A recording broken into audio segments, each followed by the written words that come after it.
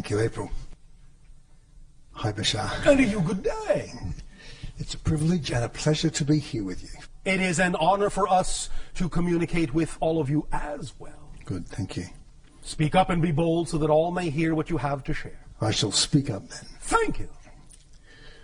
By our thoughts, our choices, and our imaginings, as you said, we create our reality. Through your beliefs and definitions, you create your reality. Your beliefs and definitions determine what kind of feelings and thoughts and behaviors you exhibit. Right. That then reinforce the reality you have created with your belief. But belief is the blueprint. It's the first step. The definition is the key, not just the thought. I know that some people on your planet interchange those concepts and say thoughts create your reality. What they really mean is the basic fundamental belief creates the reality. What you believe is true is what you experience. Then your thoughts will go hand in hand to reinforce that. Good, yes, excellent. And so it's a very individual process, is it not? Yes, but there are collective components to it that you have all agreed to abide by in general. Which are prior agreements as to the structure of the earth and life, yes, and so on. Yes. Yes. Okay, good, yes. So if I create my reality and it is an individual thing within those agreements, within those prior agreements. Yes. I'm confused about the way in which sometimes you talk about the world that is, as if there's a world out there that we are all sharing. Yes. And all seem to be within this same world. Well, in a sense. We understand that sometimes the limitation of the translation of our thoughts into the human language may leave something to be desired and cause some confusion with regard to the definition of terminology. Nevertheless, there is a collective level to the agreement, and there is an individual level to the agreement, in whatever way you choose to experience it, in whatever kind of world experience you choose to believe you're having, which is also created by individual and collective agreement. Does that make more sense? Can you give us some more? The idea, again, is that when we say the world out there, we are simply referring to the idea of the illusion of physical reality. Yes. We know there really isn't a world out there. Yes. It's all happening within your consciousness. Yes.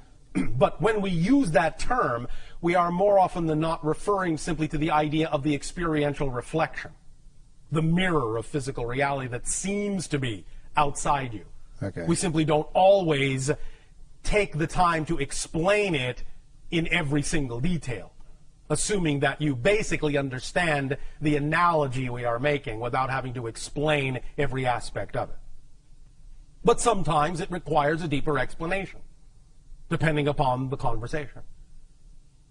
But fundamentally, we understand that it all takes place within consciousness, that there really is no outside. There really is no out there.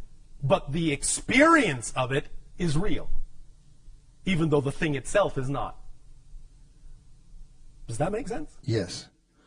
So if I believe that the world is going to hell in a handbasket, then I inhabit a world that is going to hell in a handbasket. Then you're in the basket with it, yes. Yes. And if I believe that the world is not going to hell in a handbasket, I live in a world that is thriving and prosperous. Yes. Yes. Now, you have for many thousands of years, in your terms of counting time, in that experience, linearly speaking, agreed to have coexisting varieties of belief systems.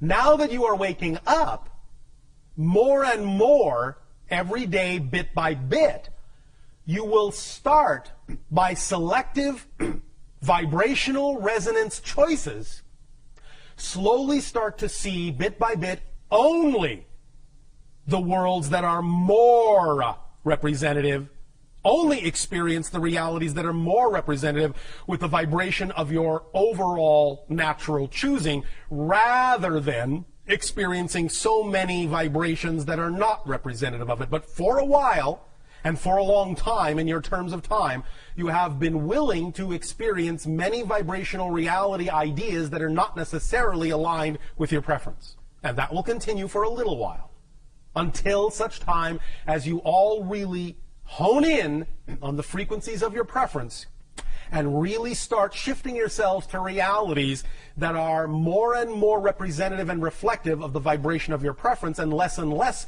representative and reflective of vibrations that are not. Make sense? Yes. And? When you use the term, you are waking up, Yes.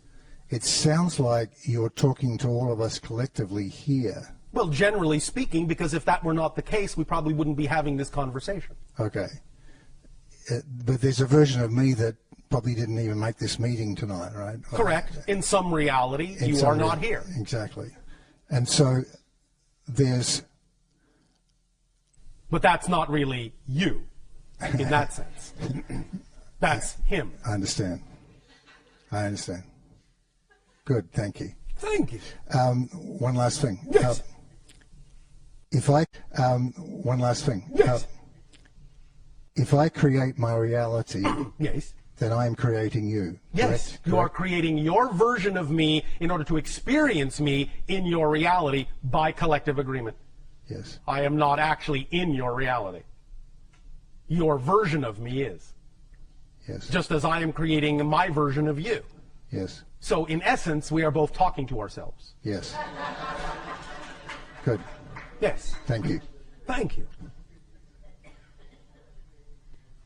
Bashar, one of our listeners has this question that kind of fits in with what you're talking about right now. Oh, all right. How synchronous of them. Right. And you'll probably say you've already answered this. Maybe. Maybe not. Maybe not. To what extent am I making up my reality? Sometimes I feel like I'm making it all up and I'm the only one who is really here. Yes. Is that true? Yes. But remember, it's not this or that, it's this and that. You are making it all up and you are doing it in concert with others who are also making it all up. That's the paradox.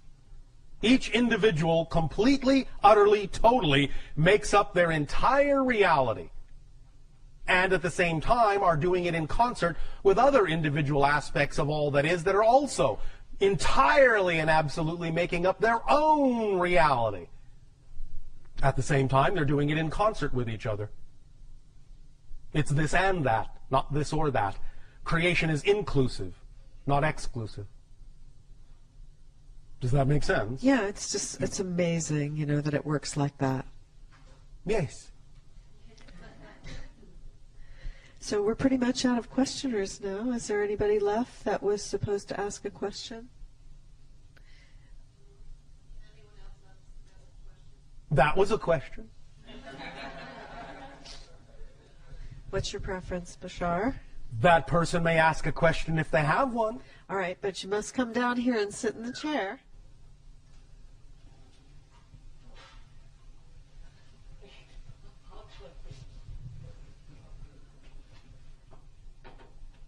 Thank you, Bashar. Thank you. Good day. And good evening. Oh, all right. Good evening. Would you say a little more about following your excitement in reference to the struggles we often experience with trying to act in our best understanding with what we Sounds like perceive? you're struggling with the sentence. Yeah, well, yeah. When there's a struggle between Yes. acting on what we believe is our duty, which duty. is not necessarily that exciting, Can you define duty? For example, Yes. well, something that I'm struggling with right now is a very sick parent who is Yes. requiring an enormous amount of time, energy, and attention. Oh, all right. And it's very difficult for me under these circumstances to be acting on my excitement, Why? because most of my time, attention, and energy are taken up by responding to her needs. So, why are you making an association between one situation and another?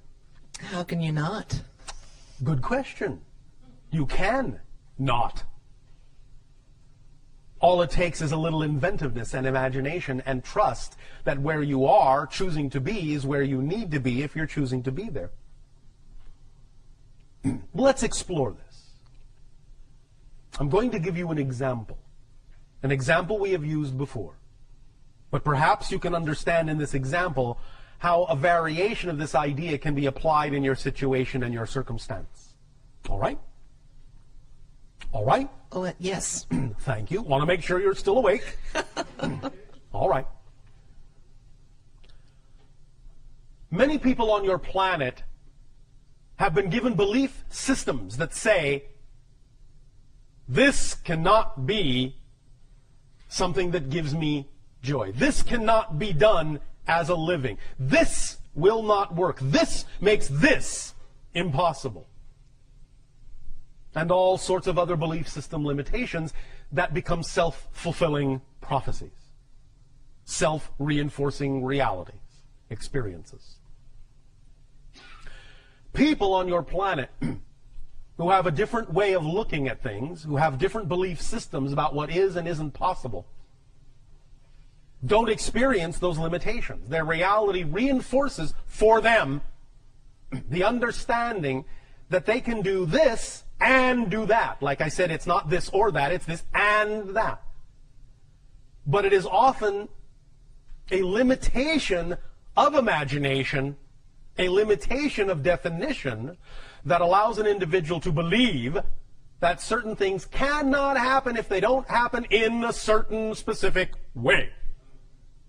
And it is relaxing the definition about how you think something must happen, how it needs to happen, how it can happen, relaxing those definitions that will allow you to actually experience how it will happen, but maybe not in the way you expected, maybe not in the way you were taught to believe it has to happen.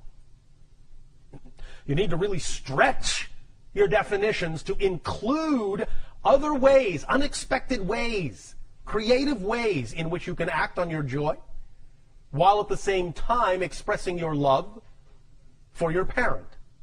Do you follow?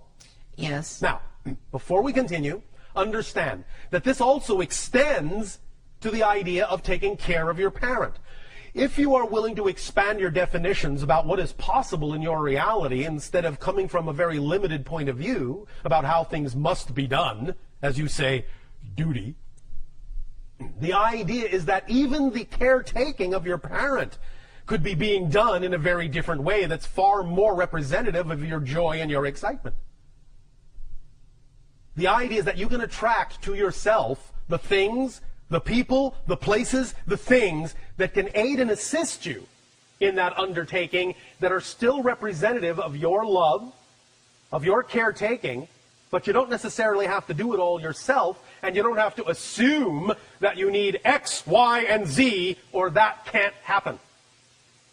You need to relax your definition of abundance, because abundance is just the ability to do what you need to do when you need to do it. That's it. That's it. That's the definition of abundance.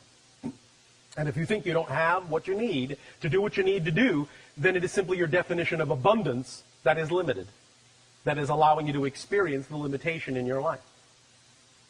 The example of a woman whose great joy was to simply tell stories to her children illustrates the point. That was the most exciting thing she could think of to do.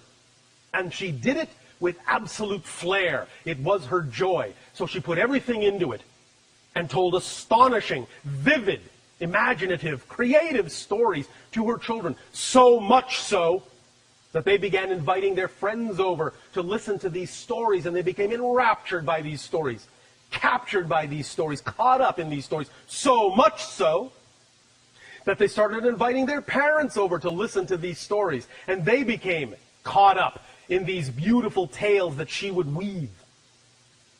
So much so that they began to give her money just to tell them stories, to invite her to different houses just to tell her stories. And before you know it, she was making a living just telling stories because that's what she loved to do. And her reality supported her. In that simple thing, she became capable of being completely and utterly and totally supported in her life. Whereas, if she had had the belief system that said, well, yes, I have time to tell stories, but how's that going to help me? How's that going to support me? How is that going to do anything when I'm stuck at home? If that's the way she had thought, she would not have had the ability to do any of that. But she didn't think that way. She didn't believe that way. She didn't even give it a second thought. She just did what was exciting to her, where and when she could. She acted on her excitement to the best of her ability and simply allowed the excitement to bring the synchronicity, to bring the support, to bring the abundance, to bring everything she needed to her. I know beyond a shadow of a doubt that you can too. Why? Because you exist. And you have all the same attributes and all the same qualities that she does. Yes? This is very helpful. Thank you. Our unconditional love to you. Sweet dreams. Thank you very much. Thank you. We will extend at this timing to each and every one of you our deepest appreciation for the co-creation of this interaction and the allowance of this transmission. We will continue with part 2, brick walls and beliefs, and the thorough X-ray examination of the structure of beliefs in what you call tomorrow of your time, which shall be a moment for me. We wish you all an exciting and creative and imaginative good day.